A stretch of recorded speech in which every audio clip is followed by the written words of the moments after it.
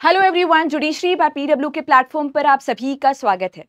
आज के सेशन में हम डिस्कस करने वाले हैं कि झूठे रेप केसेस को कैसे टैकल करना है। इसके बारे में सुप्रीम कोर्ट की क्या न्यू गाइडलाइंस आई है और इसको अंडरस्टैंड करने के लिए दो केसेस को हम लोग डील करेंगे। दोनों ही केसेस आपके रीसेंट केसेस हैं। एक आपका अक्टूबर का केस है और एक केस आपका सितंबर का रहने वाला है। तो पहला केस जो सबसे रीसेंट केस है that is Surendra Khawse versus state of Madhya Pradesh. Justice Sanjay Karol and Justice N Koteswar Singh की यहाँ पे बेंच है। फैक्ट्स की बात करें तो लड़का और लड़की दोनों ही एक ही विभाग में वर्क करते हैं, म्युनिसिपल कॉर्पोरेशन में वर्क करते हैं। Women as a computer operator and guy as revenue inspector. लड़की का कहना है हम दोनों का एक फ्रेंडली रिलेशनशिप था, फिजिकल रिलेशनशिप था, पर ये स्टैब्लिश हुआ था क्योंकि लड़के ने मुझे शादी का वादा किया था। तो जो सेक्सुअल इंटरकोर्स था उसका कंसेंट जो मैंने दिया था that was based on the promise of marriage. अब ये पूरा की पूरा मामला बन जाता है फॉल्स प्रॉमिस ऑफ मैरिज वाला, यानी कि रेप किया गया on the pretext of false promise of marriage. जिनको लॉज नहीं पता है आप जाके एक बार रेफर कर सकते हो section 375, read with section number 90 को। सेक्शन नंबर 375 के अंदर आपका डिफाइन कर रखा है रेप को, और इसके बाद में सेक्शन नंबर 90 के अंदर आपके कंसेंट को डिफाइन कर रखा है। तो 375 में रेप की डेफिनेशन देखोगे तो वहां पे कहा गया है कि कोई भी आदमी महिला की कंसेंट के विरुद्ध उसकी नॉलेज के बिना सेक्सुअल इंटरकोर्स करता है तो वो रेप कर रहा है। अब कंसेंट किया है उसको सेक्शन 90 में बता रखा है। तो 90 में कहा है कि कोई भी कंसेंट जो कि फियर में दिया गया है, मिस रिप्रेजेंटेशन के थ्रू दिया गया है या फिर झूठे वादे की वजह से दिया गया है तो वो कंसेंट है ही नहीं। तो यानी किसी भी महिला का आप कंसेंट ऑब्टेन कर रहे हो झूठ बोलकर, झूठा झांसा देकर, तो वो कंसेंट नहीं है। इसी कॉन्टेक्स्ट की वजह से महिला ने यहाँ पे रेप का केस किया। लेकिन एक प्रॉब्लम है। प्रॉब्लम ये है कि ये महिला ऑलरेडी मैरिड है and she already has a son as well. ये पूरी की पूरी चीज डायनेमिक को चेंज कर देती है कि एक मैरिड महिला का ये कहना सही है कि इस दूसरे व्यक्ति जिसके साथ मेरा अफेयर चला था उसने मुझे शादी का वादा किया था और इस वजह से मैं इसके साथ में इन्वॉल्व हुई हूँ और अब मैं चाहती हूँ कि मैं इसके ऊपर रेप का चार्ज लेकर आऊँ। ये पूरा की पूरा मामला वेक्सेशियस नजर आ रहा है। इसके अलावा इस केस में दूसरा एक और एंगल है, वो ये है कि ये जो आदमी है जिसके ऊपर केस किया जा रहा है रेप का, उस अक्यूज पर्सन ने ऑलरेडी इस महिला पे काफी सारे cases, multiple cases, departmental inquiry वगैरह की कंप्लेन कर रखी है कि ये महिला मुझे हरेस कर रही है, मुझे गाली गलौच वाले मैसेजेस कर रही है। इसके अलावा भी बहुत ज्यादा थ्रेट कर रही है कि मैं सुसाइड कमिट कर लूंगी वगैरह। ये जो कंप्लेन है मैं म्युनिसिपल और पुलिस अथॉरिटी के पास भी कर चुका हूँ और उनकी तरफ से महिला को शो कॉज नोटिस भी जा चुका है। शो कॉज नोटिस का मतलब है उसे आना है, अपना जवाब देना है कि क्या क्या चीजें हुई हैं, क्यों वो परेशान कर रही है आदमी को। शो कॉज नोटिस जाता है 6 जुलाई 2023 को और उसके कुछ समय बाद, 4 महीने बाद मोर स्पेसिफिकली, महिला रेप का केस कर देती है। तो सवाल दो ब्रेक डाउन कर सकते हैं। पहला तो ये कि एक मैरिड महिला है जिसके द्वारा कहा जा रहा है कि जिस व्यक्ति के साथ मेरा अफेयर चल रहा था उसने मुझे शादी का वादा किया था, इस वजह से मैं इन्वॉल्व हुई।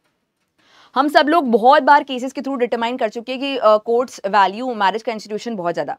तो कोई भी मैरिड आदमी आपको वादा कर रहा है शादी का, या आप मैरिड हो और आपको कोई वादा कर रहा है शादी का, यहाँ पे rape in the pretext of false promise of marriage apply नहीं होता। ये जुडिशियल डिसीजंस के थ्रू हमने काफी बार देख रखा है। दूसरा एक दिखाई ये दे रहा है कि अगर ये आदमी ने ऐसा किया भी है, मतलब जो आप क्लेम कर रहे हो, मान लेते हैं कि यहाँ पे महिला का कहना है कि मैं सेपरेटेड हूँ, लीगल डिवोर्स नहीं हुआ वगैरह, अगर उसको भी मान लेते हैं तो यहाँ पे एक और डाउट आता है कि आपने फिर ये कंप्लेन तुरंत क्यों नहीं की थी जब इसने शादी के वादे को नकारा था, तब क्यों की जब इन्होंने ऑलरेडी आपके ऊपर केसेस किए हैं, हरेसमेंट के, थ्रेटनिंग के वगैरह। तो इन दोनों की वजह से ये कंप्लेन बहुत ही वेक्सेशियस नजर आती है। तो इन सब चीजों के बेसिस पर सुप्रीम कोर्ट इस मामले को क्वॉश कर देती है। सुप्रीम कोर्ट की ऑब्जर्वेशन ये है कि टाइमिंग ऑफ एफआईआर से बहुत ज्यादा डाउट्स क्रिएट हो रहे हैं कि क्या ये मामला जेन्युइन है या फेक है। दूसरा प्रिंसिपल हम लोग एक रेफर कर रहे हैं पुराने केस को, state of Haryana versus Bhajanlal, जिसमें कहा गया था criminal proceedings can be quashed mala fide और अल्टीरियर मोटिव। अगर कोई भी क्रिमिनल प्रोसीडिंग में ये संदेह आता है कि इसका एक अल्टीरियर मोटिव हो सकता है, जैसे कि अल्टीरियर मोटिव यहाँ पे हो सकता है बदले की भावना या फिर हरासमेंट, जो भी चीजें हैं, तो वहां पे एक मामले को क्वॉश किया जा सकता है। अब if allegations were true, complainant should have filed the case earlier, जब मना किया था तभी केस फाइल हो जाता। इसके अलावा ये एफआईआर नजर आती है as a vehicle of vengeance. Vehicle of vengeance का मतलब है एक बदले की भावना से किया गया एक्शन नजर आ रहा है और कुछ नजर नहीं आ रहा है। इसी के बेसिस पर सुप्रीम कोर्ट ने एफआईआर को क्वॉश कर दिया। हालांकि आप नोटिस कर रहे हैं कि यहाँ पे सुप्रीम कोर्ट के द्वारा मामले को क्वॉश किया गया, इसका मतलब ये आदमी ऑलरेडी हाई कोर्ट के पास अप्रोच कर चुका था, इससे पहले सेशन कोर्ट में भी मामला जा चुका था और वहां से कोई भी रिलीफ नहीं मिल पा रहा था। तो तब तक एक आदमी की रेप्यूटेशन ऑलरेडी टार्निश हो चुकी है, हैरेसमेंट ऑलरेडी हो चुका है, फाइनेंशियली भी काफी लॉसेस हो चुके हैं। क्या ये महिला के ऊपर फेक रेप केस करने का चार्ज इनिशिएट किया जा सकता है? किया जा सकता है, पर कन्विक्शन होगा या नहीं होगा वी डोंट नो, क्योंकि कन्विक्शन के लिए भी आपको beyond the reasonable doubt prove करना पड़ेगा कि यहाँ पे महिला का इरादा था आदमी को एक्चुअली फंसाना, ना कि यहाँ पे कोई भी और सब्सटेंस होना। तो ये आपका पहला केस है, यहाँ पे कोई गाइडलाइंस नहीं है, यहाँ पे सुप्रीम कोर्ट ने केवल ये क्लैरिफाई किया है कि काफी बार ऐसे केसेस आते हैं जो कि व्हीकल ऑफ वेंजेंस जैसे नजर आते हैं, बदले की भावना से किए हुए मामले नजर आते हैं, या तो हरासमेंट के लिए कर रहे हो, या परेशान करने के लिए कर रहे हो, या फिर केवल बदले की भावना से किया जा रहा है। दूसरा केस डिस्कस करते हैं जो कि सितंबर में आया था, लास्ट मंथ आया था, Pradeep Kumar Kesarwani versus state of Uttar Pradesh, justice JB Pardiwala and justice Sandeep Mehta की बेंच है। यहाँ पे सुप्रीम कोर्ट ने 4 स्टेप फॉर्मूला बताया था कि कोई भी फेक रेप केस को या कोई भी फेक केस को क्वॉश कैसे किया जा सकता है, और उसके लिए कोई भी कोर्ट को क्या डिटरमाइन करना पड़ेगा। कोई भी हाई कोर्ट की बात कर लें, सुप्रीम कोर्ट की बात कर लें, तो क्वॉश करते टाइम किन 4 फैक्टर्स को आप कंसिडरेशन में लोगे।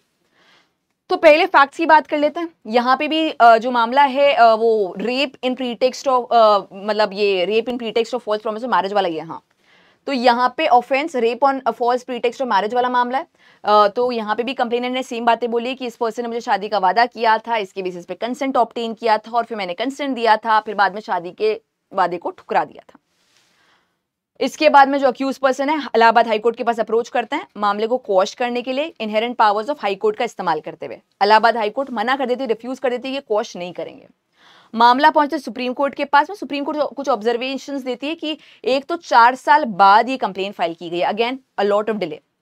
पहले वाले केस में भी डिले था, और पहले वाले केस में ये भी था कि डिले के साथ साथ में आपने केस तब फाइल किया जब सामने वाले ने ऑलरेडी आपके ऊपर हरेसमेंट का केस कर दिया। पर यहाँ पे भी 4 साल का डिले है जो कि डाउट रेस कर सकता है। एलिगेशंस में भी क्रेडिबिलिटी कम है। इसके अलावा case did not warrant continuation of proceeding. Supreme court ने हाई कोर्ट के जो मामले है उसे क्वॉश किया और सेटिसाइड किया, और इसके अलावा ये कहा कि यहाँ पे तो ऑलरेडी मामले को क्वॉश करने की रिक्वायरमेंट थी, पता नहीं इसको इतना टाइम तक कंटिन्यू किया ही क्यों था, क्योंकि यहाँ पे ना क्रेडिबिलिटी है, कंसिस्टेंसी नहीं है महिला की बातों में, बहुत सारे एविडेंस भी लैक कर रहे हैं। कुल मिला के ये मामला इजीली क्वॉश हो सकता था। अब सुप्रीम कोर्ट इस केस में 4 स्टेप फॉर्मूला देता है, यानी कि कुछ गाइडलाइंस देता है कि कोई भी हाई कोर्ट के पास में, सुप्रीम कोर्ट के पास में कोई केस आता है, क्रिमिनल केस, उसको क्वॉश करना हो, किन चीजों को कंसिडर करें क्वॉश करने से पहले। झूठे फेक केसेस आ गए, कोई भी ऐसा झूठा डीवी वाला मामला आ गया, आप कैसे क्वॉश करोगे, क्या डिटरमाइन करोगे। तो पहला कहा गया कि अक्यूज पर्सन है जो भी अपनी तरफ से मटेरियल सबमिट करा है, क्या वो रिलायबल है, साउंड है, रीजनेबल है, डाउट नहीं क्रिएट किया जाता उस पर, पहले तो ये देखा जाएगा। तो कंप्लेनेंट ने कंप्लेन करी, उसके बाद में अक्यूज पर्सन अपनी तरफ से जो भी एविडेंस सबमिट कर रहा है, क्या वो रिलायबल है, क्या वो रीजनेबल है, क्या वो साउंड है, इन चीजों को देखा जाएगा। Material must be of sterling and impeccable quality, जो भी अक्यूज पर्सन सबमिट करा। तो पहली चीज तो ये। दूसरा, whether material relied upon by the accused would rule out assertion और द चार्जेस। जो मैंने मटेरियल सबमिट किया, जो भी मैंने एविडेंस सबमिट किया है, क्या उससे मेरे अगेंस्ट जो भी चार्जेस लगे हैं वो रूल आउट हो रहे हैं, कैंसिल आउट हो रहे हैं या नहीं हो रहे हैं। तीसरा, whether material relied upon has not been refuted by prosecution, क्या प्रोसिक्यूशन का कोई भी जवाब नहीं दे पा रहा है, कोई भी तरीके से रिफ्यूट नहीं कर पा रहा है। तो अगर मटेरियल अनचैलेंज्ड है या फिर उसको आप जस्टिफाई नहीं कर पा रहे हो, तो फिर वो स्ट्रॉन्ग मटेरियल है और वो बहुत ही स्ट्रांगली अक्यूज के फेवर में रहने वाला है। चौथा, अगर इसको आप कंटिन्यू किया ट्रायल को, तो क्या अब्यूज ऑफ लॉ का मामला होगा, क्या यहाँ पे इनजस्टिस हो जाएगा अक्यूज के साथ। अगर ये चारों के प्रॉपर जवाब मिलते हैं तो इसके बेसिस पर आप मामले को क्वॉश कर सकते हो। तो इस केस की बात करें तो झूठे रेप केस को यहाँ पे क्वॉश किया गया था इन 4 फैक्टर्स को कंसिडरेशन रखते हुए।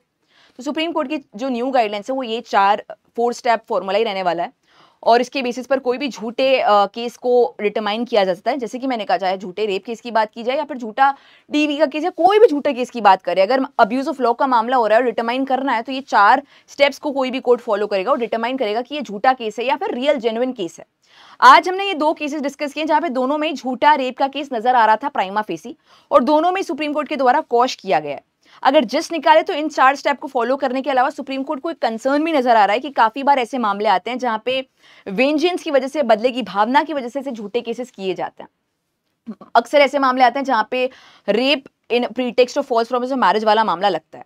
हालांकि जो आपका न्यू लॉ आया बीएनएस में, उसमें ये पूरा की पूरा मामला आपका सेक्शन नंबर 69 में कवर हो चुका है, and that offence is not amounting to rape, ये चीज को भी क्लियर किया गया है। बट 10 साल की सजा तो मिल ही रही है और अपने आप में बहुत सीरियस नेचर का ऑफेंस तो है ही, तो वो सारा जूरिस्प्रूडेंस चेंज नहीं होने वाला है। पर यही सारी की सारी चीजें हैं। अगर आपका कोई ओपिनियन है इस चीज पे तो आप इसे कमेंट में जरूर मेंशन कर सकते हैं। इसके अलावा सेल आज के लिए लाइव है गांधी जयंती की, जिसकी वजह से आप सारे कोर्सेज पर हमारे different type of offers avail कर सकते हो। चाहे जुडिशरी की बैच की बात करें, एपीओ एपीपी की बैच की बात करें, Haryana ADA, AIB, legal drafting research आपको सीखना है तो सभी के ऊपर हैवी डिस्काउंट्स हैं। जुडिशरी का बैच आता है 4 साल की वैलिडिटी के साथ में, एपीओ का बैच आता है 2 साल की वैलिडिटी के साथ में, यानी कि 2 साल आपके पास रहेगा, 4 साल आपके पास रहेगा। इसके अलावा आप देख सकते हैं डिफरेंट टाइप ऑफ बैचेस है, डिस्क्रिप्शन बॉक्स से आप एक्सेस कर सकते हो, जो आपके लिए सूटेबल है उसमें एनरोल कर सकते हो और एक्सेस कर सकते हो। बाकी इसी प्रकार की लीगल अपडेट्स अगर आपको डेली बेसिस पे चाहिए तो रोज सुबह 9 बजे हमारी डेली लीगल करंट अफेयर की क्लास होती है, उसमें आप लाइव जुड़ सकते हैं। Thank you so much for joining in. आपका जो भी ओपिनियन है इन दोनों केसेस के ऊपर उसे आप कमेंट में मेंशन कर सकते हैं। Thank you.